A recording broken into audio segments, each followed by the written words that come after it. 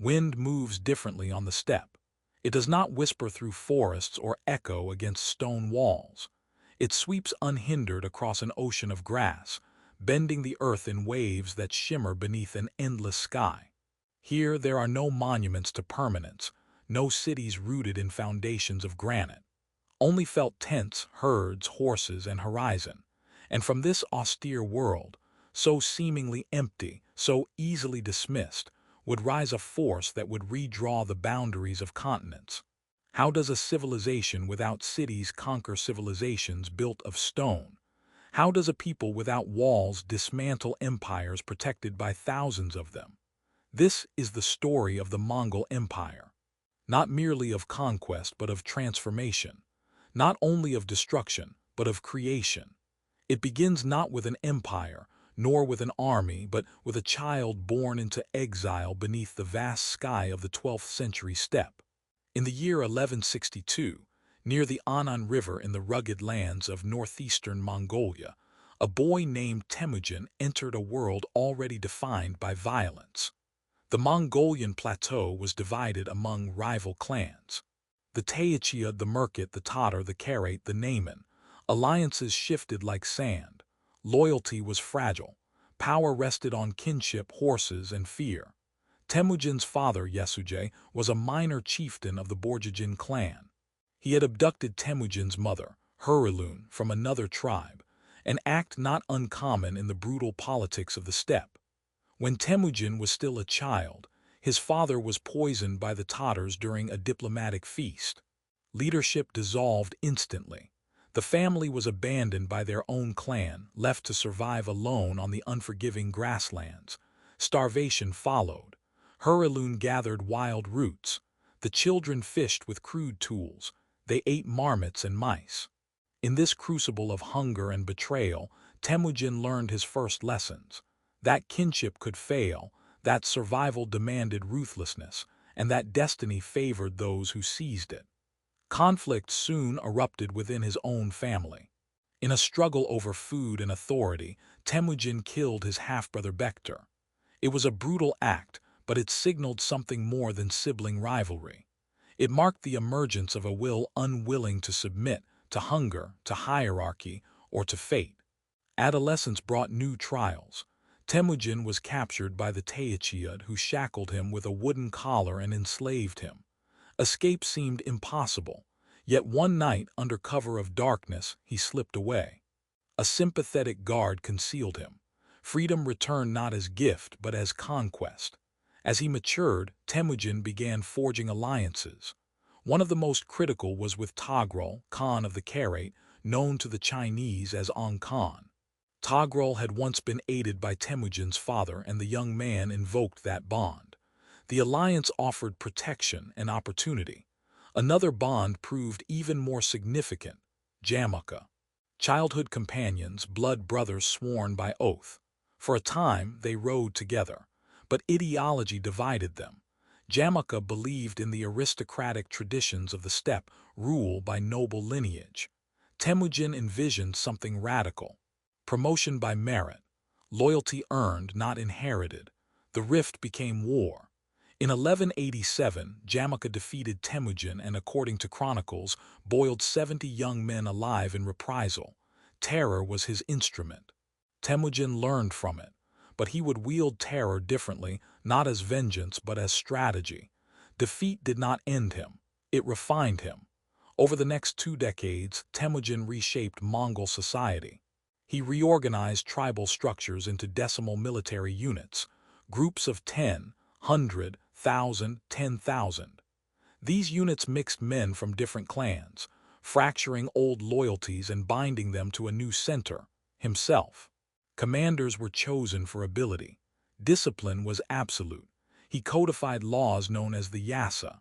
Though its full text remains lost, its principles echo in historical accounts. Theft punishable by death, adultery forbidden, religious tolerance enforced, loyalty rewarded, betrayal annihilated. The Yasa was less a legal code than a moral architecture, forging unity in a fractured land. Temujin also understood intelligence and communication. Messengers rode swift horses across relay stations. Information traveled faster than rumor. Strategy replaced impulse. War became calculated. In 1201, a coalition of rival tribes declared Jamaka Gur Khan universal ruler. It was a direct challenge. The steppe would not be unified peacefully. Battle followed battle. The Tatars were crushed.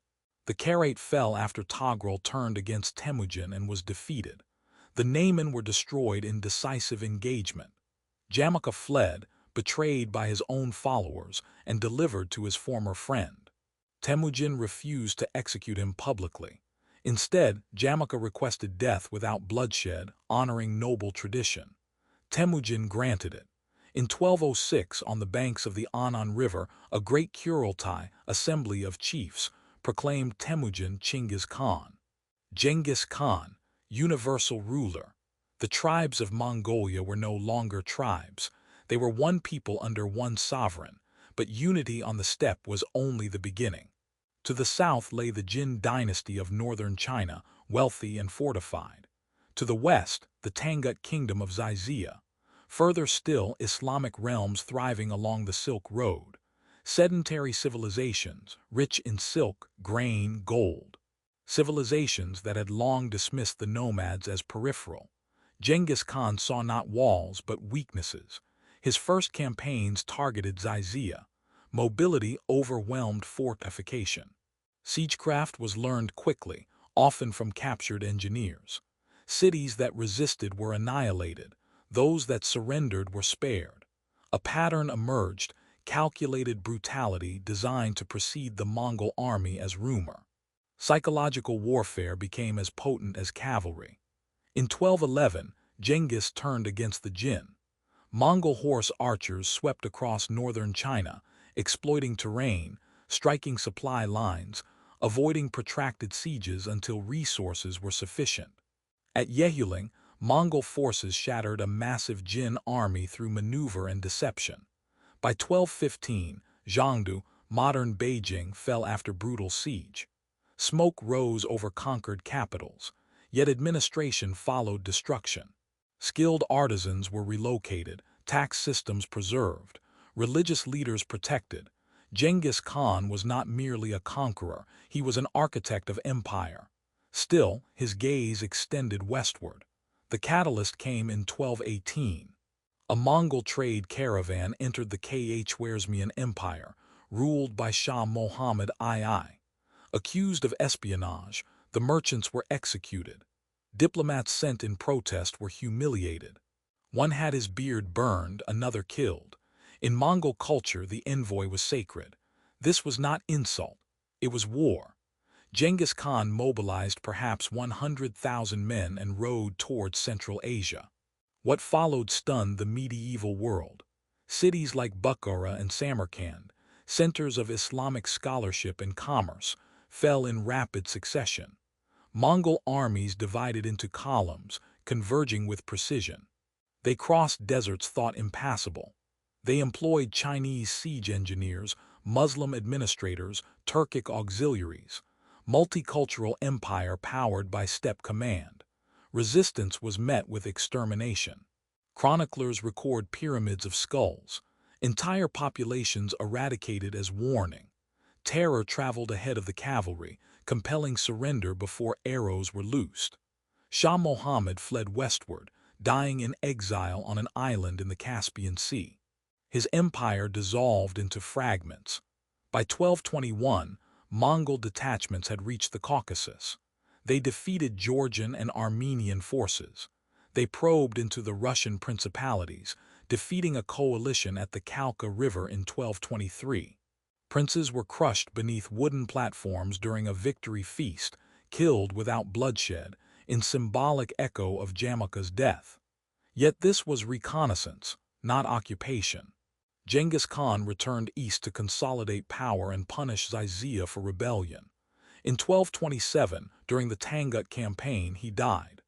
The cause remains debated: injury, illness, accident. His burial site remains unknown, concealed according to legend by riders who killed all witnesses. He left behind not merely territory, but momentum. From a starving child abandoned on the steppe, he had forged the largest contiguous land empire in history. From fragmented clans, he had created a war machine of unprecedented mobility and coordination. From oral tradition, a legal framework. From isolation, global connectivity. But empires built by one must survive succession. Genghis had divided his realm among his sons, Jachai, Chagatai, Urgidai, Talyui. Yet ultimate authority would rest with a great Khan chosen by Kurultai. Unity was fragile. Expansion had masked internal tension. Now the question loomed: could the storm survive the man who summoned it? As the funeral cortege vanished into secrecy and commanders turned their gaze out, when a conqueror dies, empires tremble. The horsemen who had thundered across deserts and mountains now stood still beneath a silent sky. Their great Khan, Genghis Khan, was gone. His body hidden, his tomb erased from memory, his final command echoing only in the minds of those who survived him. The storm he unleashed had not yet spent its fury, but without its architect, could it still move with purpose? The answer would determine whether the Mongol state remained a tribal confederation swollen by victory, or transformed into a true world empire. In 1229, 3 years after Genghis's death, a Kurultai convened on the Mongolian steppe. Princes, generals, and tribal leaders assembled beneath vast felt tents. The air was thick with expectation. Succession among nomads was rarely peaceful, and Genghis had left 4 sons of consequence: Jachai, Chagatai, Urgidai, and Talyui. Jachai, the eldest, had died earlier under ambiguous circumstances, his legitimacy long shadowed by rumors concerning his mother's captivity before his birth. Chagatai, fierce and rigid, inspired loyalty but lacked diplomatic balance. Talyui, the youngest, commanded respect among warriors yet was still young. Genghis had made his preference clear before death. Urgidai, third son of the conqueror, was proclaimed Great Khan. He was no battlefield genius in the mold of his father. He drank heavily, laughed loudly, and possessed a temperament more genial than ruthless. But beneath that affability lay something critical: patience. Urgidai understood that conquest alone would not sustain the empire. Structure would. His first act was consolidation. Rather than fragmenting into rival khanates, the Mongol realm remained nominally unified under Urgidai's supreme authority. Territories were apportioned among brothers and nephews, yet all recognized the great Khan as sovereign arbiter. The system was delicate, but it held. From Karakoram, newly established as a fixed capital, Urgidai began to transform the Mongol state from a mobile war camp into an imperial administration. Artisans from conquered lands were relocated to build palaces, workshops, and temples. The city became a cosmopolitan center, hosting Buddhists, Muslims, Christians, and shamans side by side. Religious tolerance, rooted in Genghis's Yasa, continued as policy. Priests were exempted from taxation. Faith was not a threat, it was a tool of stability. Yet consolidation did not mean restraint. The Jin dynasty in northern China still resisted in fortified strongholds. Campaigns intensified. Mongol forces, increasingly skilled in siegecraft thanks to Chinese and Muslim engineers, dismantled walled cities with terrifying efficiency. In 1234, after years of attrition, the Jin capital fell. The dynasty collapsed. Northern China was absorbed. This victory was more than territorial. It provided immense agricultural wealth and population. For a people born in scarcity, the grain fields of China were transformative. But even as campaigns concluded in the east, a new horizon opened in the west. One of Genghis's most formidable generals, Subutai, had earlier conducted reconnaissance into Eastern Europe. He returned with intelligence that would reshape history. The Russian principalities were divided. The steppe routes were open. Beyond lay kingdoms unprepared for Mongol warfare. Urgidai authorized a grand western campaign. In 1236, under the leadership of Batu, son of Jach, and guided by the strategic brilliance of Subutai, Mongol armies surged westward. Volga Bulgaria fell swiftly. The Rus cities followed. Ryazan burned. Vladimir was sacked. Kiev, ancient center of Slavic Christianity, was stormed in 1240 after brutal siege. Its churches collapsed in flames, its population slaughtered or enslaved. Europe had heard rumors of devastation in distant lands. Now the rumor became reality. In 1241, Mongol forces divided into multiple columns. One struck Poland, defeating a coalition of European knights at the Battle of Legnica. Another advanced into Hungary. At the Battle of Mohi, Mongol forces annihilated King Bela IV's army using feigned retreats and coordinated encirclement, classic steppe tactics executed with disciplined precision. Europe lay exposed. Cities panicked. Chroniclers described riders who seemed unstoppable, arrows that fell like rain, armies that moved with unnatural speed.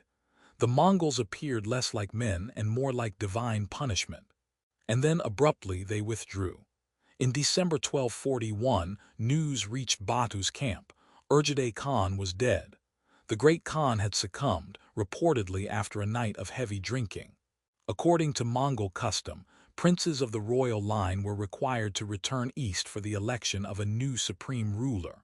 The Western campaign halted at the threshold of Vienna. Europe was spared, not by resistance, but by succession. Back in Mongolia, a power struggle unfolded. Urgide's widow, Turajin Khatan, maneuvered to secure the throne for her son, Guyuk. Regency politics revealed tensions simmering beneath unity. Rival branches of the royal family vied for influence. Administrative posts were reshuffled. Corruption emerged in distant provinces. In 1246, Guyuk was elected Great Khan. Unlike his father, Guyuk was stern, suspicious, and determined to reassert central authority. His relationship with Batu was openly hostile. Letters sent to European monarchs demanded submission in uncompromising terms. Diplomacy bore the tone of ultimatum, yet Guyuk's reign was brief. In 1248, while preparing for a possible confrontation with Batu, he died suddenly, perhaps of illness, perhaps poisoned. The empire once more stood at a crossroads. This time, Talyui's lineage advanced. After protracted negotiation, Mernk, son of Talyui, was elected Great Khan in 1251. His ascent marked a shift of power from Urgide's branch to Talyui's descendants, a change that would reshape the imperial future. Mernk was disciplined, austere, and militarily capable. He initiated administrative reforms to curb corruption and increase revenue. Census systems were expanded across China and Persia. Taxation became more systematic. The empire matured bureaucratically. But Mernk's ambitions were immense. He launched campaigns on multiple fronts. In China, his brother Kublai pressed against the southern Song dynasty, whose sophisticated navy and fortified river systems presented new challenges. In the Middle East, another brother, Hulagu, marched west with unprecedented force. The objective was nothing less than annihilation of the Islamic heartland's remaining powers. In 1258, Hulagu's army reached Baghdad, capital of the Abbasid Caliphate. For 5 centuries, the city had been a beacon of learning and faith. Its libraries housed knowledge from across the known world. Its caliph symbolized Islamic unity. The Mongols demanded submission. It was refused. The siege lasted mere weeks. When the walls fell, slaughter followed. Chroniclers described the Tigris River running black with ink from destroyed manuscripts and red with blood from the slain. The caliph was executed, reportedly wrapped in carpet and trampled, avoiding royal bloodshed in deference to Mongol custom. The Abbasid Caliphate ended. From the shores of the Pacific to the heart of Mesopotamia, Mongol dominion expanded beyond anything Genghis himself had witnessed. And yet, even at the height of expansion, fault lines widened. In 1259, during the campaign against the southern Song, Mernk Khan died, possibly of disease, while besieging a Chinese fortress. His death triggered another succession crisis. Hulagu withdrew part of his forces from Syria to participate in the Kurultai. In his absence, Mongol armies in the Levant were defeated at the Battle of Ain Jalut by the Mamluks of Egypt, a rare and symbolic Mongol setback. The aura of invincibility cracked. Back in Mongolia, rivalry erupted between Kublai and his brother Erik Berke. The empire split into civil war. For 4 years, Mongol fought Mongol, supply lines strained, loyalty fractured. In 1264, Kublai emerged victorious, but unity was no longer absolute. The Western territories, under Batu's successors, had evolved into the Golden Horde, largely autonomous. Hulagu's conquests became the Ilkhanate in Persia. Chagatai's lands in Central Asia formed another khanate. Though Kublai was recognized as Great Khan, the empire now functioned as a constellation of semi-independent realms. The Mongol Empire had reached its maximum territorial extent, yet its cohesion was diminishing. Still, transformation continued. Kublai, ruling increasingly from China, adopted many Chinese administrative practices. He would soon proclaim a new dynasty. The Mongol identity, forged in wind and saddle, now confronted the weight of sedentary civilization. The question that had followed Genghis's death returned in new form. Could a people of the steppe rule cities without becoming them? Could conquest remain identity, or would empire reshape the conquerors themselves? As banners fluttered above Beijing and horsemen patrolled Persian deserts, the Mongol world stood between two futures: perpetual expansion or internal. Empires are not only built by conquest, they are tested by permanence. By the time Kublai Khan secured victory over his brother Erik Berke in 1264, the Mongol Empire had stretched farther than any land empire before it. From the forests of Siberia to the rice fields of southern China, from the steppes of Hungary to the deserts of Persia, Mongol authority cast a shadow across Eurasia. Yet that shadow was no longer singular. It was fractured. Kublai understood this. He had won the civil war, but not the obedience of distant cousins who ruled in their own domains. The Golden Horde in the northwest, the Ilkhanate in Persia, and the Chagatai Khanate in Central Asia acknowledged him in name, but operated in practice as independent powers. The illusion of unity remained, yet its foundation was eroding. Kublai's response was not to retreat to the steppe. It was to move forward into China. Long before the Mongols, China had endured cycles of conquest and consolidation. Dynasties rose and fell with ritual rhythm, yet never before had a nomadic power claimed the mandate of heaven over all China. Kublai would attempt precisely that.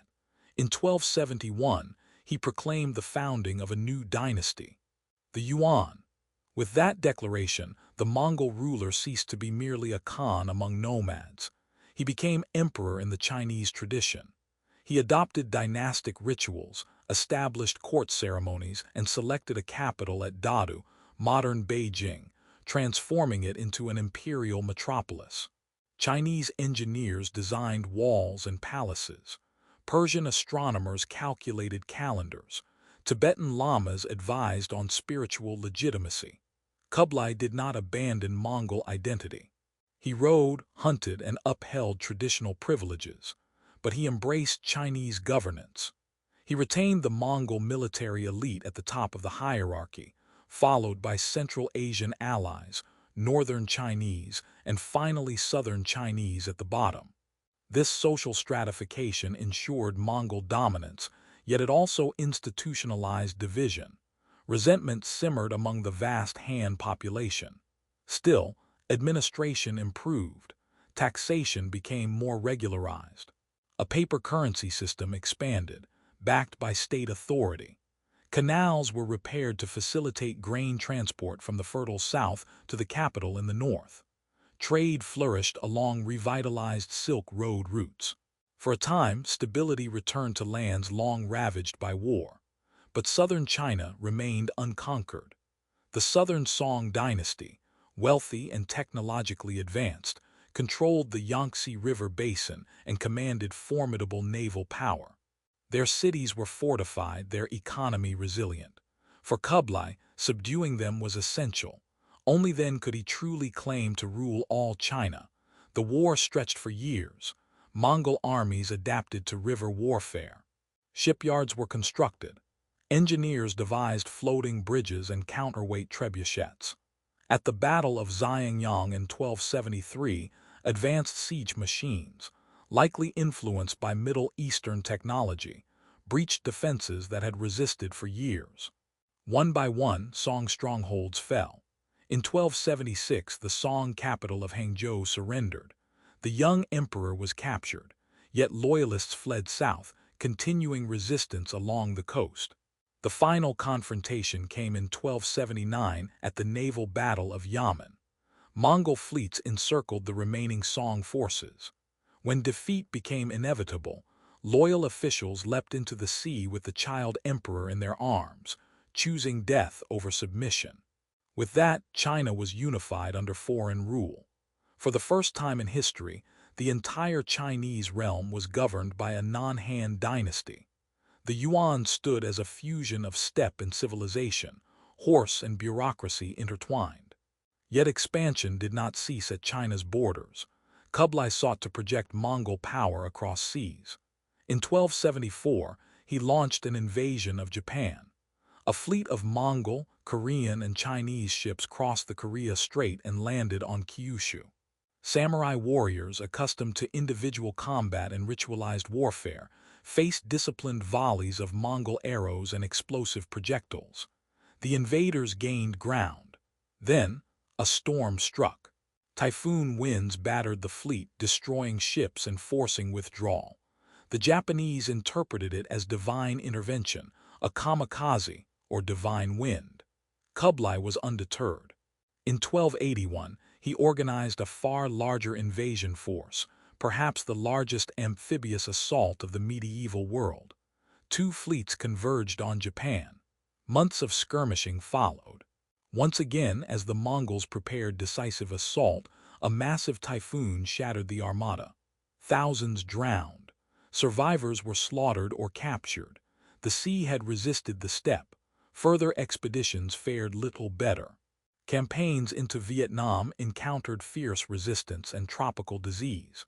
Invasions of Java drained resources without lasting success. The Mongol war machine, so devastating across open plains, struggled in jungles and oceans. Meanwhile, signs of strain appeared within China. Maintaining vast armies and ambitious projects required immense revenue. Paper currency, once innovative, suffered inflation when overissued. Corruption infiltrated provincial administration. Factional rivalries divided the court. Kublai aged. Though he remained formidable in presence, personal tragedies weighed heavily. The death of his favorite wife, Chabai, and of his chosen heir compounded his melancholy. He withdrew increasingly into the palace, relying on ministers whose interests were not always aligned with stability. In 1294, Kublai Khan died. His reign had lasted more than 3 decades. Under him, the Mongol Empire had transitioned from nomadic confederation to bureaucratic dynasty in China. He had secured territory unmatched in scale, yet also presided over the empire's structural fragmentation. After his death, succession passed to his grandson Temur. Unlike the early Khans, later Yuan emperors lacked both military vigor and charismatic authority. Court politics intensified. Mongol nobles resisted deeper assimilation, while Chinese officials pushed for reform. The dynasty existed between identities, neither fully Mongol nor fully Chinese. Beyond China, the empire's other branches drifted further from central authority.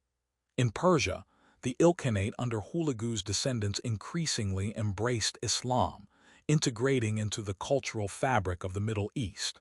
In the Golden Horde, rulers converted to Islam as well, aligning more closely with their Turkic subjects than with distant cousins in Beijing. The Chagatai Khanate oscillated between fragmentation and consolidation. The idea of a single Mongol empire endured symbolically, but in reality, 4 khanates charted separate courses. Yet for all its divisions, Mongol dominion reshaped Eurasia. Trade routes linking east and west operated with unprecedented security under what historians would later call the Pax Mongolica. Merchants traveled from Venice to Beijing.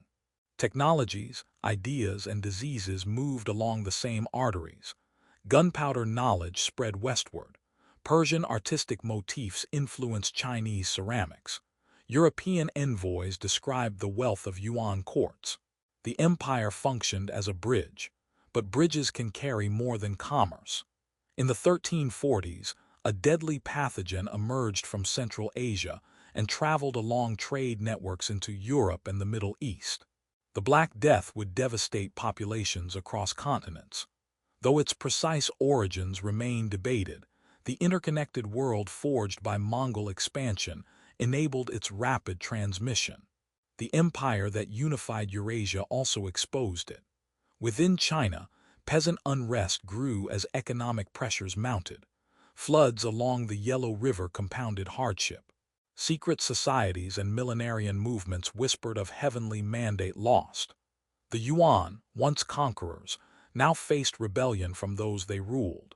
In 1368, a peasant leader named Zhu Yuanzhang seized Beijing and proclaimed the Ming dynasty. The last Yuan emperor fled north to the steppe. Mongol rule in China ended after less than a century. The storm had transformed into dynasty. The dynasty had succumbed to resistance, yet the Mongols did not vanish. In Mongolia, the northern Yuan persisted. In Russia, the Golden Horde continued to exert influence. In Persia, when empires fracture, they do not collapse all at once. They separate like continents drifting apart, slowly, almost imperceptibly, until what was once unified becomes irreversibly distinct.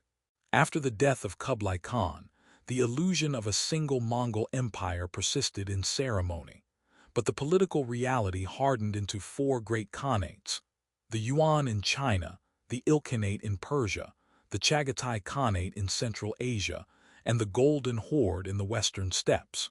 Each would now follow its own destiny. In the northwest, stretching from the Volga River to the fringes of Eastern Europe, the Golden Horde emerged as perhaps the most strategically positioned of all Mongol successor states. Founded by Batu, son of Jache, it had begun as the western extension of the Great Khan's will. But distance from Karakorum and later from Beijing allowed it autonomy. Its capital, Sarai, rose along the lower Volga as a cosmopolitan hub of trade. Merchants from Genoa and Venice established colonies along the Black Sea coast. Caravans connected Central Asia to the Baltic. Tribute flowed from the Russian principalities, whose princes traveled to Sarai to receive patents of authority from Mongol Khans. The Mongols did not directly administer the forests of Russia. Instead, they ruled through submission. Local princes collected taxes and enforced order under Mongol oversight. Those who resisted were crushed. Those who complied prospered. Gradually, transformation occurred. By the early 14th century, the rulers of the Golden Horde embraced Islam. Under Beg Khan, Islam became the state religion. Mosques rose where once only steppe shrines had stood. The nomadic elite, once shamanistic in ritual, integrated into the Islamic world. Conversion was pragmatic and spiritual. Islam provided legitimacy among Turkic and Persian subjects. It bound the Golden Horde culturally to the Ilkhanate and to Muslim trade networks stretching to Cairo and Delhi. The Mongol identity adapted, absorbing faith without abandoning lineage. Yet the Horde's dominance over Russia sowed unintended consequences. Among the tributary states, one principality began to rise quietly: Moscow. Its princes, adept at diplomacy, secured Mongol favor and expanded territory by absorbing rivals.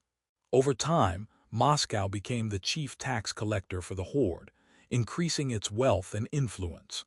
Mongol supremacy paradoxically strengthened the future nucleus of Russian power. Further east, the Chagatai Khanate, centered in Transoxiana, struggled with internal divisions.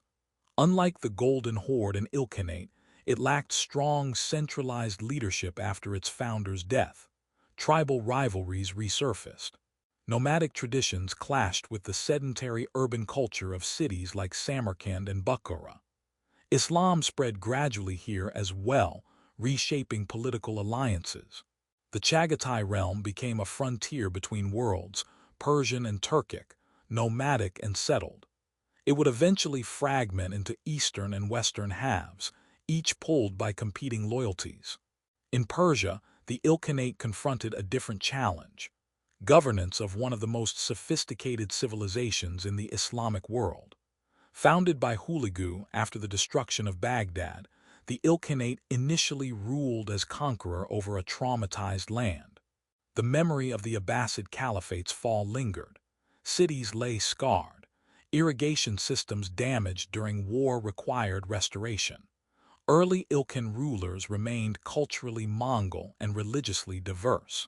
Some favored Buddhism, others Christianity, reflecting the pluralism of the broader empire. But stability demanded deeper integration. In 1295, Genghis Khan embraced Islam. His conversion marked a decisive turning point. Islam became state religion of the Ilkhanate. Administrative reforms followed. Persian bureaucrats were elevated to high office. Taxation systems were reorganized to alleviate peasant burden and restore agriculture. Under Ghazan and his vizier Rashid al-Din, Persia experienced renewal. Architectural projects flourished. Scholarship revived. The Mongol conquerors increasingly resembled Persian monarchs, yet this adaptation came with cost. As each khanate adopted local culture and religion, shared Mongol identity weakened. The once universal Yasa lost influence against Islamic law in Persia and the Horde, and against Confucian bureaucracy in China. The empire's cohesion dissolved into regional sovereignty. Meanwhile, in China, the Yuan dynasty faced mounting pressure. Successors of Kublai lacked his authority. Court factions battled for dominance. Fiscal instability deepened. Floods along the Yellow River devastated farmland, while inflation from paper currency eroded public trust. Secret societies like the Red Turbans spread rebellion. In 1368, the Ming dynasty expelled the Yuan from Beijing. The Mongol court retreated north to the steppe, where the northern Yuan continued in diminished form. China, once centerpiece of Mongol imperial ambition, was lost. The storm that conquered the Middle Kingdom had failed to hold it, yet Mongol influence did not vanish. In Central Asia, new leaders emerged claiming descent from Genghis Khan. Among them, one would reshape the political map with ferocious brilliance. His name was Timur. Born in 1336 near Samarkand, Timur was not a direct descendant of Genghis Khan, but he married into Chagatai lineage to legitimize rule. Through charisma and ruthless ambition, he united fractured territories of Transoxiana. Though not ethnically Mongol in the pure Borjigin line, Timur consciously invoked Mongol imperial heritage. He revived steppe military traditions, combining them with Persian administrative sophistication. His campaigns were devastating. Timur marched west into Persia, crushing cities that resisted. He invaded the Caucasus, Mesopotamia, and Anatolia. In 1402, he defeated the Ottoman Sultan Bayezid I at the Battle of Ankara, capturing him in dramatic display of supremacy. Timur saw himself as restorer of Mongol grandeur, but unlike Genghis, his empire lacked institutional continuity. It relied heavily on his personal authority. Upon his death in 1405, fragmentation resumed. Yet the Timurid legacy would influence art, architecture, and governance across Central Asia and India. Back in the western steppes, the Golden Horde faced its own internal crises. Succession disputes weakened central authority. Plague and economic shifts disrupted trade. Russian principalities, especially Moscow, grew increasingly assertive. In 1380, Prince Dmitry of Moscow defeated Mongol forces at the Battle of Kulikovo. Though not immediately ending Mongol dominance, It symbolized shifting power. A century later, in 1480, Moscow refused tribute outright. The Great Stand on the Ugra River ended without battle, but with recognition that Mongol supremacy over Russia had effectively ended. The horde fractured into smaller khanates, Kazan, Crimea, Astrakhan, each vulnerable to rising Russian expansion. Thus, the Mongols who once thundered across Europe gradually became frontier powers, resisting encroachment rather than commanding tribute. Across Eurasia, the descendants of the steppe adapted or faded. In Persia, the Ilkhanate collapsed in the mid-14th century, splintering into competing states. In Central Asia, Timurid culture blossomed before yielding to Uzbek and Safavid ascendancy. In China, the Ming fortified borders against northern incursions, constructing and reinforcing what would become known as the Great Wall in new form. The Mongols remained present, but no longer dominant. And yet, something profound endured. The world they shaped remained interconnected. Trade networks established under Mongol protection continued to function. Diplomatic contacts between Europe and Asia expanded. Technologies transmitted across continents. Gunpowder weaponry would transform warfare globally. Artistic motifs crossed cultural boundaries. Even administrative concepts, census staking, relay communication systems, left imprint on successor states. The Mongol Empire as unified polity had dissolved, but its legacy endured in structure, culture, and memory. The storm from the steppes had fractured into regional winds. Each carried fragments of the original force, adapted to climate, religion, and geography. The empire that once moved as singular cavalry now existed as echoes across Eurasia. Yet history does not end with fragmentation. From the ashes of Mongol dominion, new powers rose: Russia in the north, Ming China in the east, the Ottomans in Anatolia, the Safavids in Persia. All bore marks of Mongol encounter, whether through conflict, imitation, or reaction. The Mongols had altered the trajectory of continents. But as their political structures crumbled, a deeper question emerged. Was their greatest achievement conquest or connection? As caravans continued along Silk Road routes and scholars translated texts across languages once divided by war, the answer seemed increasingly complex. The empire that began, history remembers conquest in flames, but endurance is measured in quieter forces, institutions, ideas, memory. By the 16th century, the Mongol Empire had long since dissolved as a unified state. Yet its descendants, political, cultural, and biological, moved through the bloodstream of Eurasia. The question was no longer how the Mongols conquered the world. It was how the world absorbed the Mongols. On the Central Asian steppe, the name of Genghis Khan remained sacred. Tribal confederations invoked his lineage to justify authority. To claim descent from him was to possess an aura no rival could easily challenge. Even when power fragmented, legitimacy clung to Borjigin blood, but genealogy alone could not restore empire. The Chagatai lands, once heart of Mongol Central Asia, had splintered into smaller khanates. Uzbek tribes pressed southward under leaders like Mohammad Shaybani Khan, displacing Timurid remnants. Samarkand and Bukhara changed hands. Persian Safavids contested western territories. The steppe became arena of shifting alliances rather than centralized command. Yet Mongol military traditions endured. Cavalry mobility, composite bows, and decentralized command structures influenced Turkic and Persian forces alike. Even as gunpowder weapons became more dominant, steppe tactics remained relevant across open terrain. The Mongol art of operational maneuver, deep penetration, feigned retreat, multi-pronged assault, continued to echo in regional warfare. In India, the Mughal Empire expanded under emperors like Akbar, who consciously embraced both Timurid and Mongol heritage. Though Persian in culture and Indian in administration, the Mughal court traced symbolic ancestry to Genghis Khan and Timur. Akbar's reign marked a synthesis unimaginable in the 12th century steppe.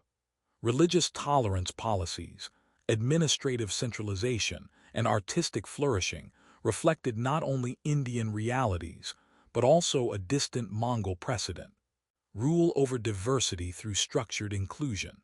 The Mongol legacy was no longer about horse archers alone. It was about empire as adaptable framework. Northward, Russia evolved into a centralized autocracy shaped in part by its Mongol past. Ivan IV, later known as Ivan the Terrible, expanded Russian territory eastward into former steppe domains. Kazan and Astrakhan, once successor khanates of the Golden Horde, fell to Russian conquest in the 16th century. The conqueror had become conquered, yet Russia's political culture retained elements reminiscent of Mongol governance. Centralized authority, emphasis on tribute and taxation, and expectation of absolute loyalty to ruler. Historians would later debate the depth of Mongol influence on Russian statecraft, but the imprint was undeniable. Meanwhile, in China, the Ming dynasty maintained vigilance along northern borders. Mongol tribes remained active across the steppe. Periodic raids reminded Beijing that the storm was never entirely extinguished, yet transformation was underway. In the early 17th century, a new power rose from Manchuria. The Qing. Though ethnically distinct from Mongols, the Qing rulers recognized the strategic importance of alliance with Mongol nobility. Through marriage and diplomacy, they integrated Mongol tribes into their banner system. Thus, Mongolia became part of the Qing imperial order. For the first time since Genghis Khan's ascent, the steppe was governed not by a Mongol Khan, but by an external emperor who adopted steppe traditions to legitimize rule. The Qing emperors presented themselves as protectors of Tibetan Buddhism, appealing to Mongol spiritual allegiance. Empire had come full circle. The descendants of conquerors were now subjects within another imperial framework, their identity preserved but their sovereignty curtailed. Yet Mongol memory did not fade. In oral epics, the secret history of the Mongols and Persian chronicles like those of Rashid al-Din, the narrative of rise from obscurity to global dominance endured. Genghis Khan was portrayed as chosen by eternal blue heaven, destined to unify tribes and punish corruption. The mythos carried power. Across Central Asia, rulers invoked Chinggisid legitimacy well into the modern era. Even when military capacity declined, symbolic lineage remained currency. But legacy extended beyond politics. Trade networks forged during Mongol rule had permanently reshaped global interaction. The Silk Road, though altered by maritime routes in the age of exploration, remained conceptual link between civilizations. European awareness of Asia, sparked partly by Mongol-era contacts, fueled voyages seeking alternative paths to eastern riches. Christopher Columbus sailed west in part because eastern routes were contested by emerging powers that had inherited Mongol-era connections. Globalization's early architecture bore Mongol fingerprints. Even the demographic impact lingered. Genetic studies centuries later would reveal widespread lineage tracing back to a single Mongol ancestor, often associated with Genghis Khan himself. Whether myth amplified reality or reality exceeded myth, the biological legacy mirrored the political one, diffuse yet pervasive. And still, perception remained divided. In some chronicles, the Mongols were apocalyptic destroyers, bringers of fire and plague. In others, they were lawgivers who ended corruption and enabled trade. Cities they annihilated remembered devastation. Regions they stabilized remembered order. The duality defines them. The Mongol Empire stands as paradox, ruthless in conquest, pragmatic in governance, nomadic in origin, imperial in ambition. Unified by charisma, fragmented by succession. By the 18th century, the political structures directly descending from Genghis Khan had largely dissolved. But across Eurasia, states that rose in their wake operated within frameworks shaped by Mongol precedent. centralized autocracy in Russia, syncretic imperialism in India, bureaucratic adaptation in China, cross-continental trade consciousness in Europe. The storm's direct winds had calmed. Its atmospheric pressure persisted. Modern historians debate whether the Mongol Empire should be understood primarily as destructive or integrative. The destruction of Baghdad's libraries, the massacres at Nishapur, the sack of Kiev, these events scar historical memory. Yet so too did the establishment of postal relay systems spanning thousands of miles, the protection of merchants regardless of religion, the promotion of talent over aristocratic stagnation. The Mongols shattered old worlds and forced new ones to emerge. As centuries progressed, nationalism and modern state boundaries would obscure the shared experience of Mongol domination. Each region remembered selectively. China framed Yuan rule within dynastic cycle. Russia cast Mongol suzerainty as period of oppression overcome. Islamic historians grappled with trauma and transformation. Mongolia itself, once center of world empire, became peripheral in global politics. Yet in the 20th century, as Mongolia asserted independence from Qing and later Soviet influence, Genghis Khan's image resurfaced as national symbol. The founder of the empire, once feared across continents, became emblem of cultural pride. Legacy evolves with time. The Mongol Empire's true an empire can vanish from maps yet remain etched into the architecture of the world. By the 15th century, the Mongol Empire no longer existed as a unified political force. Its khanates had fractured, its capitals abandoned or transformed, its royal lineages absorbed into new dynasties. Yet across Eurasia, rulers governed in systems shaped by Mongol precedent. Trade moved along arteries first secured by Mongol cavalry. Military organization, taxation methods, intelligence networks, all bore the imprint of the storm from the steppes. The Mongols had not simply conquered territory. They had reorganized the mechanics of power. In the forests and river valleys of northeastern Europe, the Principality of Moscow emerged as the most consequential heir to Mongol influence. For nearly 2.5 centuries, Russian princes had traveled to Sarai, capital of the Golden Horde, to receive patents authorizing their rule. Tribute had flowed eastward, political legitimacy flowed westward. Moscow's rise was not rebellion at first, it was collaboration. By serving as chief tax collector for the horde, Moscow accumulated wealth and administrative experience. Its princes learned the art of centralized authority under Mongol oversight. They adopted census systems, fiscal discipline, and military mobilization structures modeled in part on steppe organization. When the Golden Horde weakened through internal strife, Moscow was prepared. In 1480, during the Great Stand on the Ugra River, Grand Prince Ivan III faced Mongol forces across a tense standoff. No decisive battle occurred. Instead, withdrawal signaled symbolic emancipation. Tribute ceased. Mongol political dominance ended. Yet Ivan's state carried forward methods once imposed upon it. Autocracy strengthened. Expansion accelerated. Russia in many ways became both successor and adversary of Mongol rule. Further south, the Crimean Khanate, one of the horde's successor states, maintained significant influence. Allied often with the Ottoman Empire, Crimean Tatars conducted raids deep into Eastern Europe, sustaining steppe warfare traditions well into the 16th century. The Mongol world had not disappeared, it had diversified. In Central Asia, the Timurid Renaissance blossomed. Though Timur's empire fractured after his death, his capital of Samarkand flourished as a center of art and architecture. Blue-tiled domes rose above madrasas and observatories. Persian literature thrived under royal patronage. Timur's descendants claimed legitimacy through association with Chinggisid heritage.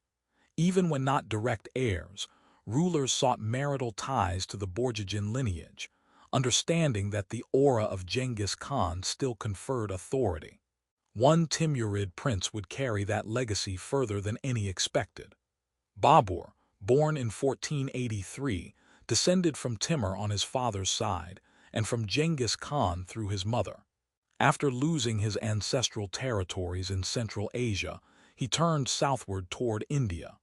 In 1526, at the Battle of Panipat, Babur defeated the Delhi Sultanate using field artillery and disciplined tactics. He founded the Mongol Empire. The very word Mogul derived from Mongol. Though culturally Persianized and deeply integrated into Indian society, the Mughal dynasty traced symbolic ancestry to the steppe conquerors. Through architecture, administration, and military organization, Mongol Timurid heritage persisted in the subcontinent for centuries. Thus, the Mongol legacy extended into South Asia's imperial future. Meanwhile, in Persia, the collapse of the Ilkhanate had left a political vacuum. Competing dynasties struggled for control until the rise of the Safavid Empire in the early 16th century. Though not Mongol in origin, the Safavids inherited territories and administrative patterns once structured under Ilkhan rule. The Mongol destruction of the Abbasid Caliphate had permanently altered Islamic political unity. No single caliph would ever again command the same authority across the Muslim world. Regional sovereignty became the norm. The Mongols had ended one era and unintentionally prepared another. In China, the Ming dynasty sought to insulate itself from northern threats. Massive construction projects reinforced and extended defensive walls. Military garrisons guarded frontier zones. The memory of Yuan rule remained vivid, foreign conquest embedded in cultural consciousness. Yet even as the Ming expelled Mongol rulers, they preserved elements of Yuan administration. Census methods, provincial organization, and certain fiscal policies continued in adapted form. The conquerors had become part of the institutional memory of the conquered. Trade, perhaps more than governance, revealed the empire's most enduring impact.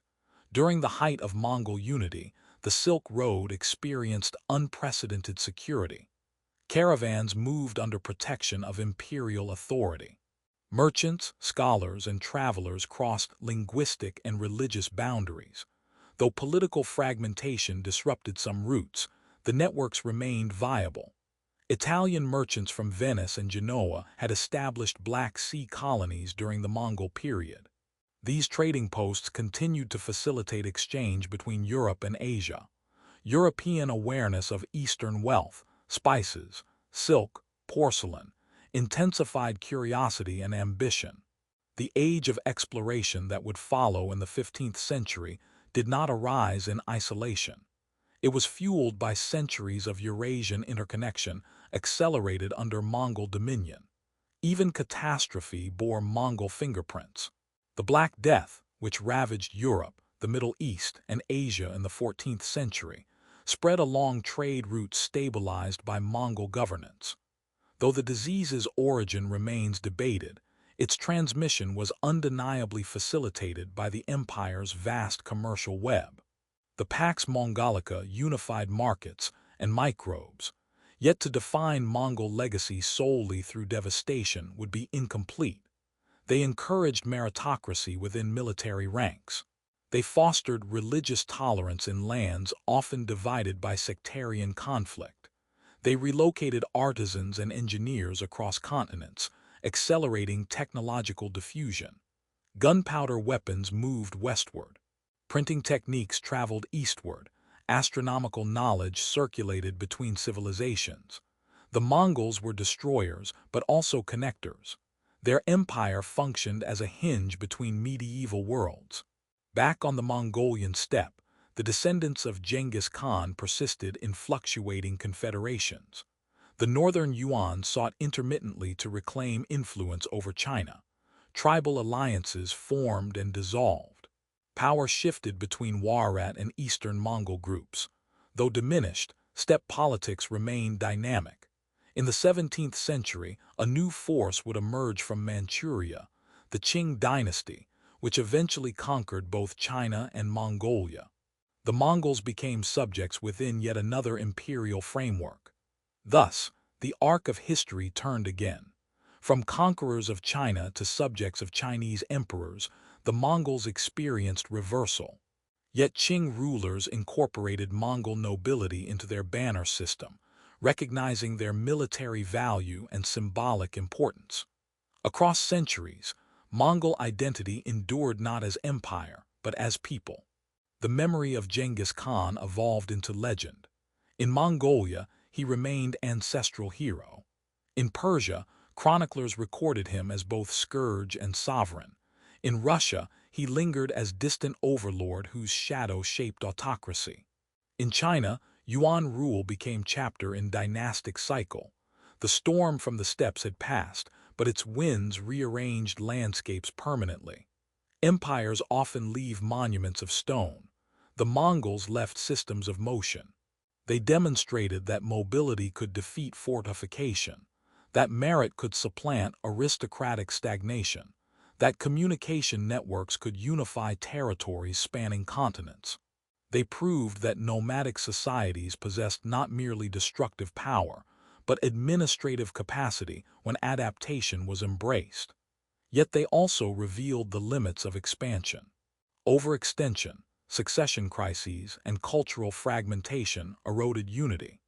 Without cohesive identity binding its branches, the empire dissolved into regional states. By the dawn of the early modern era, the Mongol Empire existed only in memory and lineage.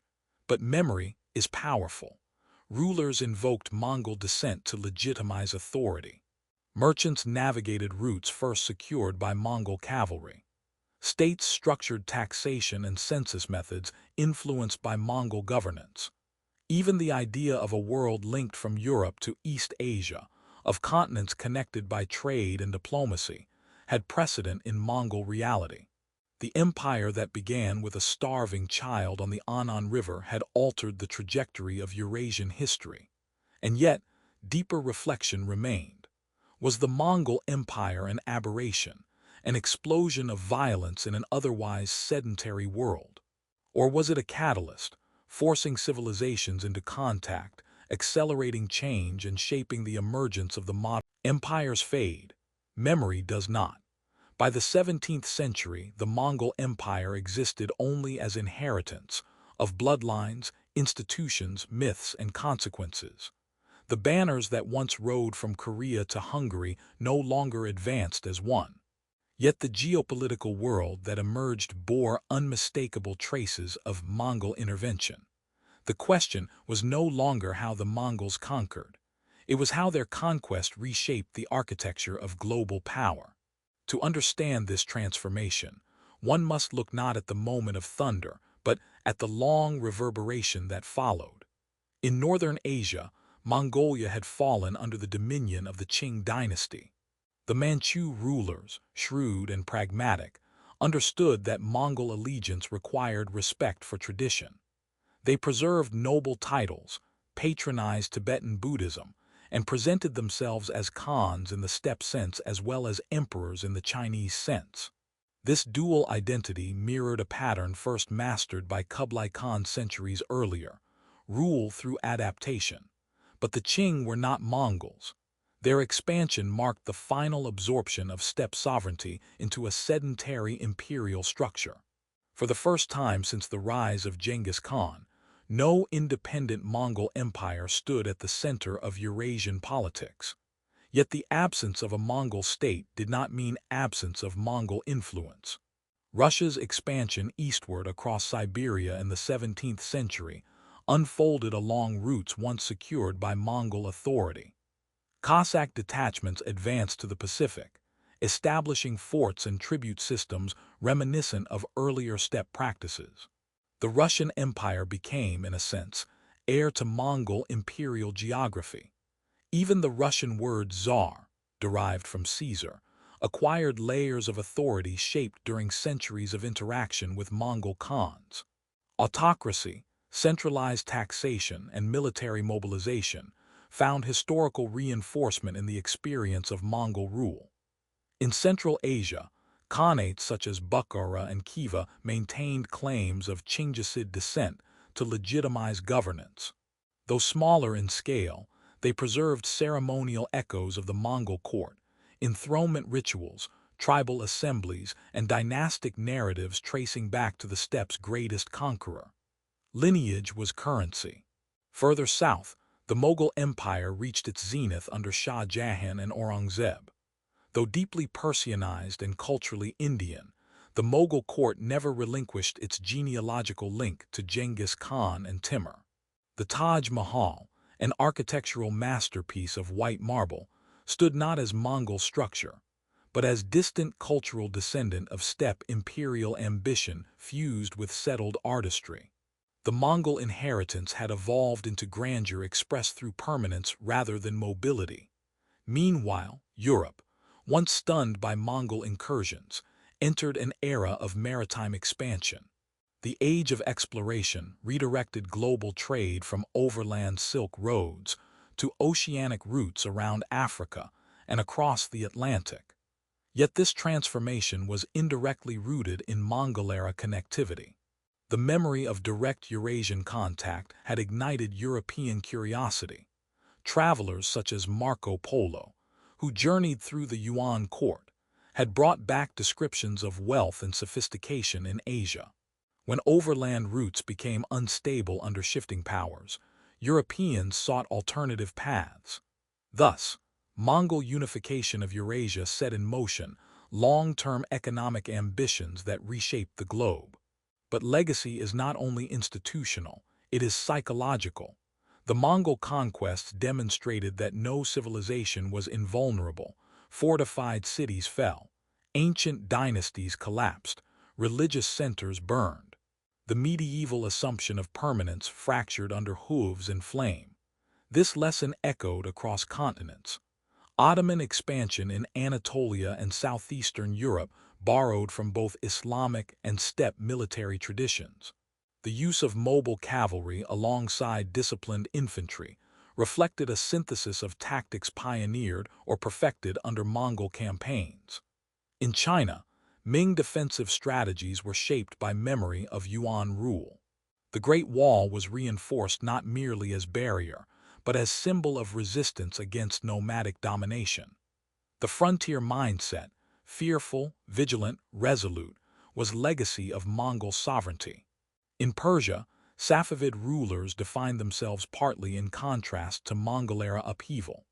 They cultivated religious identity as foundation of state stability, responding to centuries of political flux that Mongol conquest had accelerated. The Mongol Empire became reference point, either emulated, resisted, or reinterpreted. Even intellectual exchange carried Mongol fingerprints. The cross-cultural movement of scientific knowledge during the Pax Mongolica had seeded awareness of global diversity. Astronomical tables, medical treatises, and cartographic information circulated between East and West.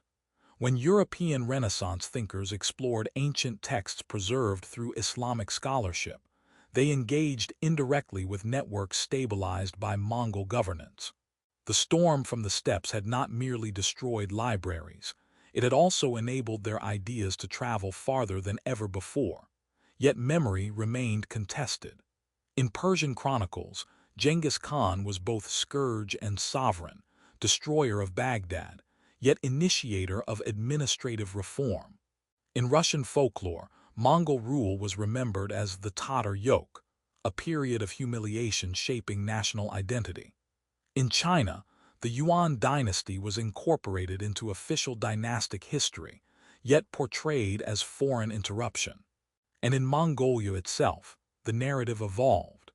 During periods of foreign domination, especially under Qing and later Soviet influence, public celebration of Genghis Khan was often suppressed, yet oral tradition preserved reverence.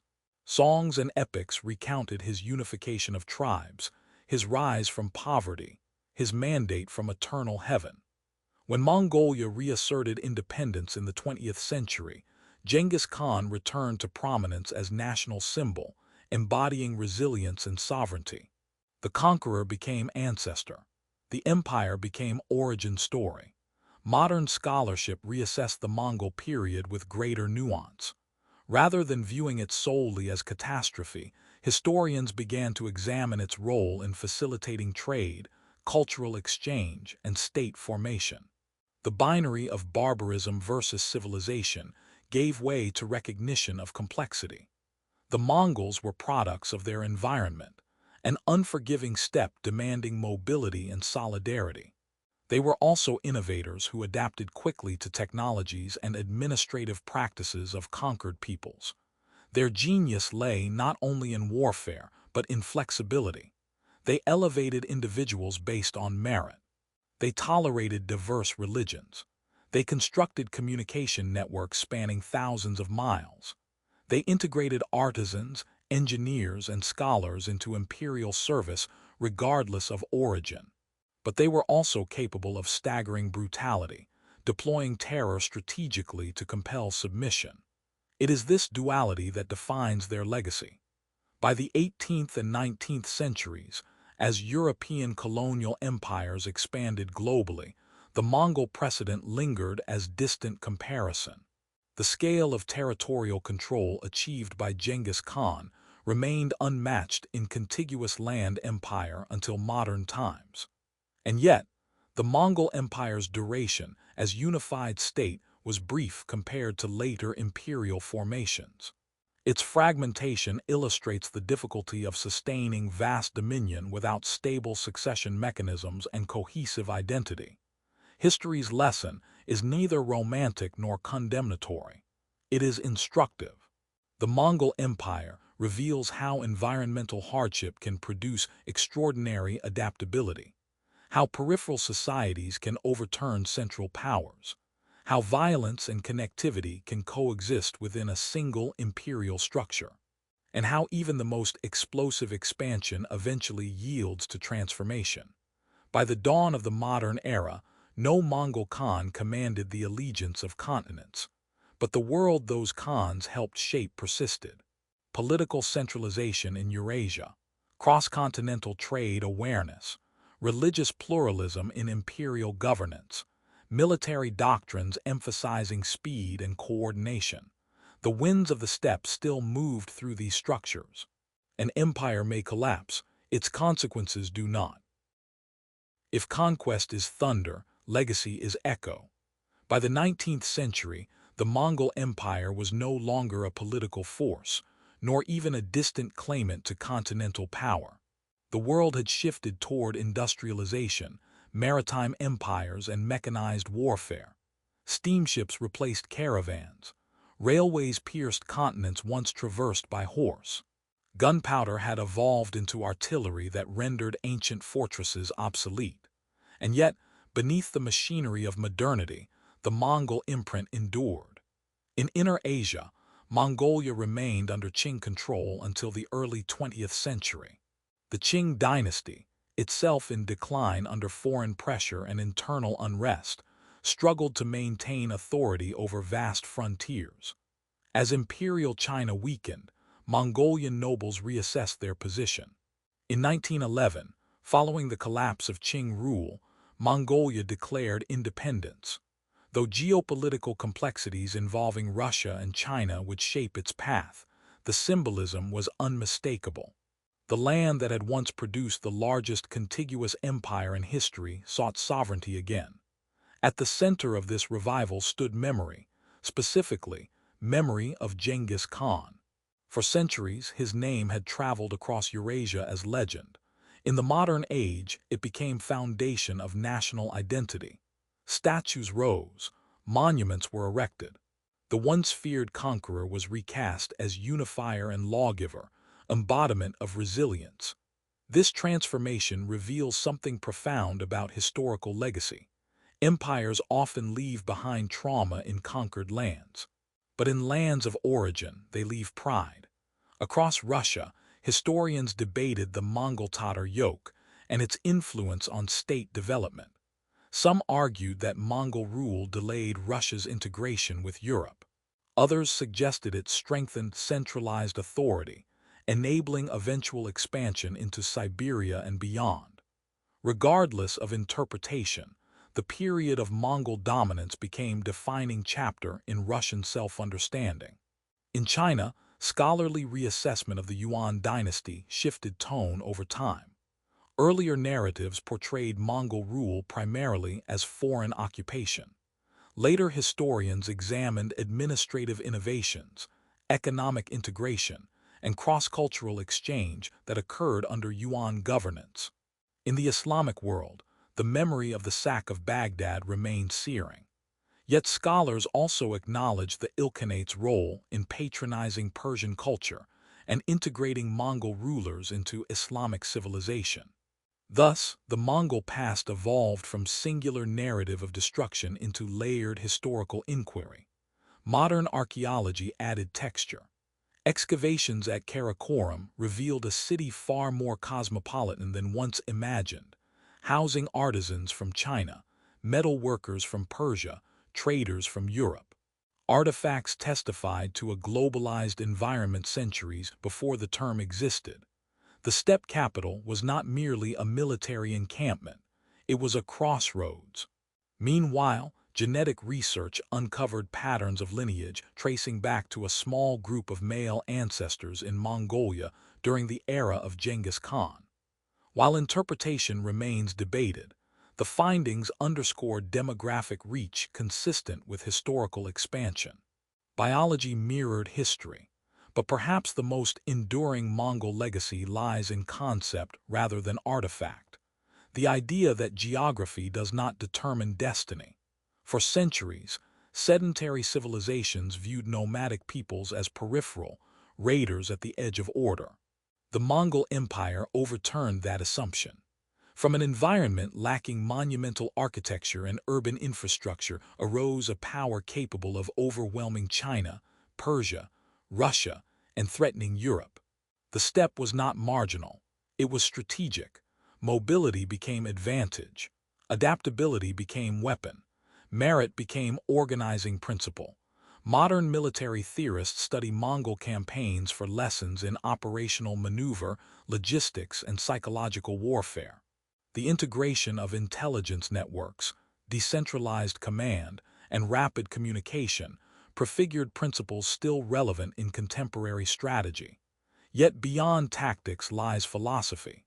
The Mongols ruled over immense diversity. Buddhists, Muslims, Christians, Taoists all found space within imperial framework. Though not motivated by modern ideals of tolerance, the policy of pragmatic pluralism reduced sectarian conflict within conquered territories. In a fractured medieval world, this approach was radical. Trade flourished not because the Mongols were pacifists, but because they understood economic benefit of secure routes. The relay station system, YAM, enabled rapid movement of information and goods across thousands of miles. This infrastructure represented early form of continental integration. When historians speak of globalization, they often begin with maritime empires of Europe.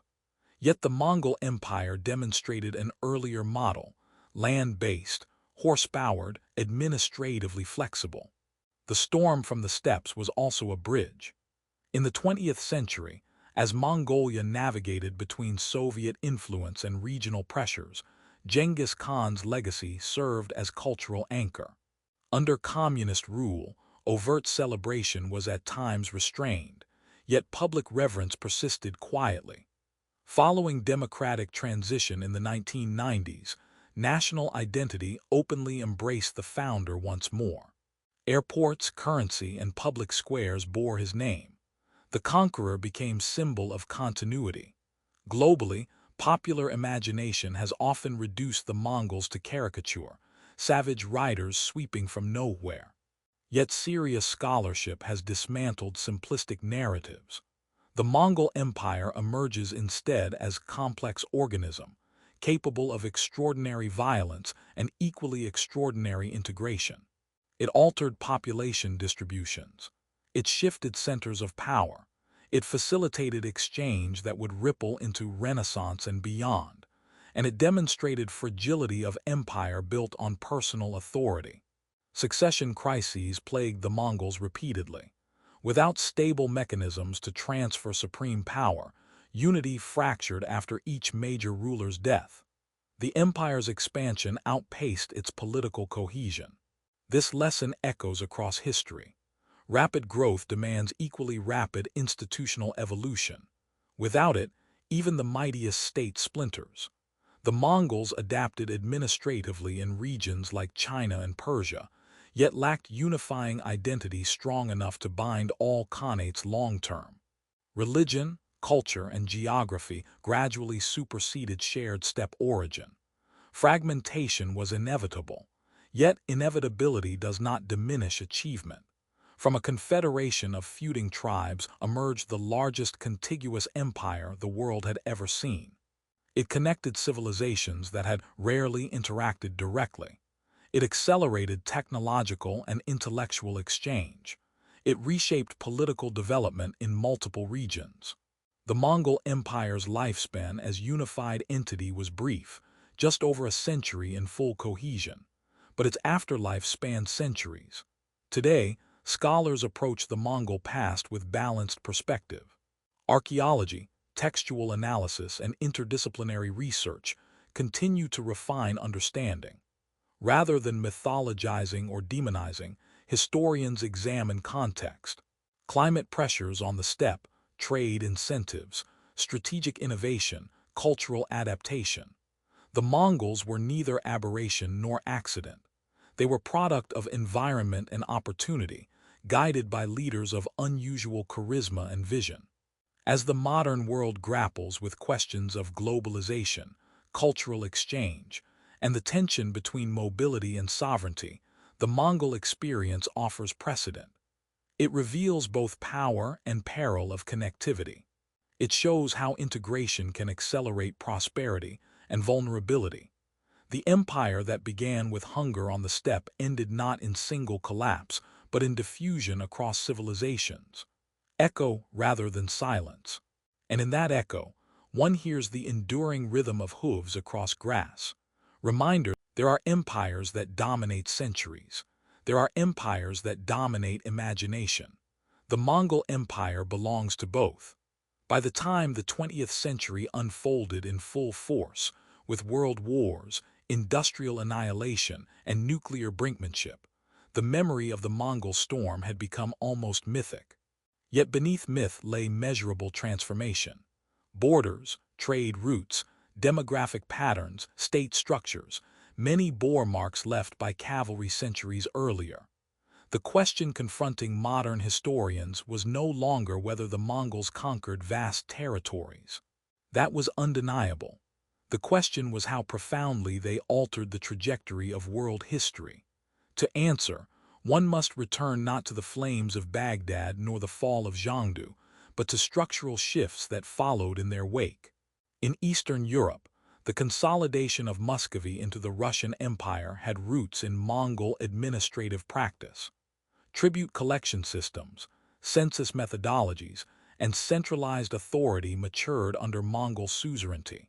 While Russia later defined itself against Mongol domination, it inherited political habits forged during that era. Autocracy hardened. Expansion across Eurasia accelerated. By the 19th century, Russia spanned from Baltic to Pacific, territory echoing former Mongol roots. In Central Asia, boundaries drawn by Russian imperial expansion overlaid landscapes once unified under Chagatai and later Timurid rule. Soviet administration in the 20th century further subdivided these regions into republics: Kazakhstan, Uzbekistan, Kyrgyzstan, each with identities partly shaped by Mongol-era tribal configurations. The steppe's political geography continued to reflect its imperial past. In China, the Yuan dynasty remained integrated into official historiography. It was recognized as legitimate dynasty within cyclical model of Chinese history. Yet it also represented enduring memory of foreign conquest. This memory influenced later political discourse. When external powers threatened China in the 19th and 20th centuries, narratives of resistance often drew upon historical experiences of invasion, including Mongol rule. History became warning and motivator. Meanwhile, the Islamic world grappled with the long shadow of the Ilkhanate. The destruction of the Abbasid Caliphate in 1258 had fragmented centralized religious authority. Later Islamic empires, the Ottomans, Safavids, and Moguls, operated in multipolar religious landscape shaped partly by Mongol disruption. The Ottomans would later claim caliphal authority, but the medieval unity symbolized by Baghdad had never fully returned. The Mongols had permanently altered Islamic political structure. Globally, the Mongol Empire demonstrated feasibility of large-scale continental governance. Though achieved through violence, it proved that communication networks and administrative coordination could sustain vast territory. Modern empires, whether Russian, British, or Qing, operated with technologies far more advanced. Yet the conceptual precedent of continental integration had been set. The Mongols were early practitioners of information warfare. Psychological intimidation preceded armies. Rumor spread deliberately. Cities surrendered not only from military defeat, but from fear cultivated strategically. Contemporary military doctrine recognizes similar principles. Perception shapes outcome. Yet beyond warfare, Mongol governance contained elements strikingly modern in tone. Meritocratic promotion within military ranks contrasted with hereditary aristocracies in many contemporary states. Religious tolerance reduced sectarian rebellion. Legal codification under the Yasa established framework transcending tribal custom. Of course, these policies coexisted with brutal suppression of resistance. Entire populations were annihilated when deemed strategically necessary. This duality challenges simplistic categorization. Modern Mongolia, independent and sovereign, has embraced its imperial heritage with renewed pride. In Ulaanbaatar, monuments to Genghis Khan stand not as celebration of conquest alone, but as symbol of unity and resilience. His image appears on currency, government buildings, and cultural institutions. The founder's transformation from feared invader to national icon reflects evolution of historical perspective. Outside Mongolia, reassessment continues. For centuries, European narratives cast the Mongols as barbaric hordes threatening Christendom. Chroniclers described apocalyptic riders from the east. Yet archival research reveals diplomatic correspondence, trade agreements, and cultural exchange alongside warfare. The Mongols sent envoys to European courts demanding submission, but also offering alliance against mutual enemies. History was more complex than medieval fear allowed. Archaeological discoveries further complicate image. Excavations of burial sites, urban centers, and caravanserais reveal infrastructure investment and artistic patronage inconsistent with caricature of mindless destruction. The Mongol Empire appears less as anomaly and more as transitional force between medieval and early modern worlds. Consider the Silk Road. Under Mongol protection, merchants traveled more securely across Eurasia than in previous centuries. This stability enabled not only economic exchange but intellectual cross-pollination. Scientific ideas moved westward, artistic motifs moved eastward, diplomatic knowledge expanded. When European explorers later sought maritime routes to Asia, they pursued markets made familiar through Mongol-era connectivity. Globalization's early rehearsal had occurred on horseback. Even disease transmission, tragic as it was, illustrates integration. The Black Death's rapid spread across continents testified to interconnected networks unprecedented in scale. Connectivity carries cost. As scholars analyze globalization's modern challenges, economic inequality, cultural tension, pandemic vulnerability, they encounter patterns reminiscent of Mongol-era integration. History repeats not events but dynamics. The Mongol Empire also challenges assumptions about state formation. It demonstrates that centralized authority can arise from decentralized origins, that mobility can defeat static power. That environmental hardship can forge adaptive strength. The steppe, often perceived as void, produced leaders capable of reshaping civilizations. Yet sustainability requires more than expansion. The Mongol Empire struggled with succession. Each great Khan's death triggered crisis. Without institutionalized transfer of power independent of personality, unity fractured. Modern states continue to confront similar dilemmas: how to balance charismatic leadership with structural stability. The Mongol experience offers cautionary tale. By the late 20th century, academic scholarship shifted toward global history frameworks. Within this perspective, the Mongol Empire occupies pivotal chapter. It connected East and West at scale unmatched until modern times. It accelerated diffusion of technologies like gunpowder and printing. It reoriented political landscapes from Eastern Europe to East Asia. The storm from the steppes was not peripheral episode. It was central axis. Yet popular imagination still oscillates between awe and condemnation. Films, novels, and documentaries depict Mongol riders as unstoppable, almost supernatural forces. In some portrayals, they symbolize raw freedom. In others, relentless destruction. Both images capture fragments of truth. The Mongols were products of their environment, hardened by scarcity, unified by necessity, led by individuals of exceptional strategic mind.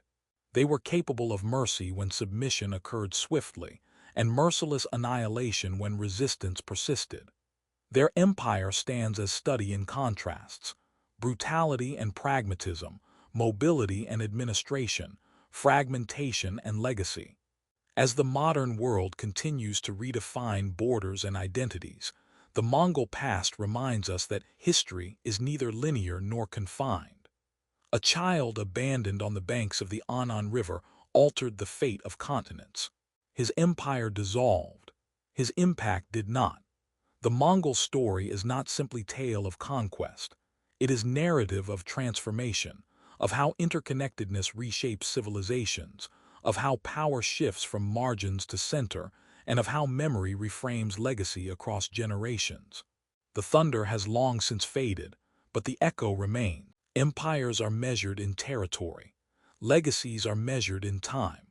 The Mongol Empire, born from hunger, hardened by wind, unleashed in fire, lasted scarcely more than a century as a unified power. Yet its imprint stretches across 8 centuries of global history. To understand its ultimate significance is not to count the cities it burned or the lands it seized, but to examine how it altered the structure of the world that followed. The storm from the steppes was never merely about conquest. It was about possibility. In the 12th century, the Mongolian plateau appeared peripheral to the great centers of civilization. To the south lay China with its bureaucratic sophistication. To the west flourished Islamic cities rich in scholarship and trade. To the southwest rose the fortified kingdoms of Europe. The steppe seemed empty in comparison, grasslands and sky. And yet, from that expanse emerged Genghis Khan, a leader who redefined the limits of political imagination. He did not inherit a throne secured by centuries of tradition. He forged unity among fractious tribes through merit, loyalty, and relentless discipline. He reorganized society into military and administrative units that broke the power of aristocratic lineage. He imposed a legal code, the yasa, that transcended tribal boundaries. Most importantly, he envisioned dominion beyond the horizon. The Mongol Empire's expansion under his successors created the largest contiguous land empire in history. But size alone does not explain significance. What distinguishes the Mongol achievement is the scale of integration they accomplished across Eurasia. For the first time, East Asia, the Islamic world, and Eastern Europe were connected under a single imperial framework. The Pax Mongolica stabilized trade routes from the Mediterranean to the Pacific. Merchants traveled with unprecedented security. Diplomats exchanged letters across continents. Artisans and scholars relocated from one end of Eurasia to the other. The empire functioned as a bridge between civilizations that had previously interacted only intermittently. Gunpowder knowledge moved westward. Astronomical and medical ideas circulated across linguistic divides. Paper currency systems expanded. Administrative innovations spread between regions. The Mongols accelerated history. They also exposed its fragility. Cities that resisted were annihilated.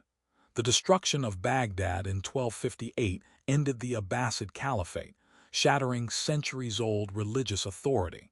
Russian principalities endured decades of tribute under the Golden Horde. China experienced foreign rule under the Yuan dynasty founded by Kublai Khan. The Mongols demonstrated that no civilization, no matter how ancient, was immune to collapse. In doing so, they reshaped political psychology across continents. Rulers fortified borders more aggressively. States centralized authority to prevent fragmentation. Military reforms accelerated. The memory of Mongol conquest became both warning and motivator.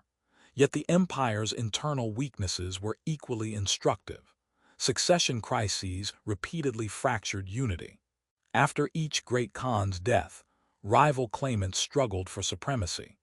Without institutionalized mechanisms to ensure smooth transition, personal charisma became irreplaceable, and irreplaceability breeds instability. Overextension compounded vulnerability. The Mongol military machine thrived on mobility and momentum, but governing vast, sedentary populations required administrative depth and cultural adaptation. Some khanates achieved this balance, others faltered. The empire eventually dissolved into regional states: the Golden Horde, the Ilkhanate, the Chagatai Khanate, and the Yuan dynasty, each charting separate courses shaped by local realities. Fragmentation did not erase impact. Russia's political centralization matured under Mongol influence. The Mongol Empire in India traced symbolic ancestry to steppe conquerors.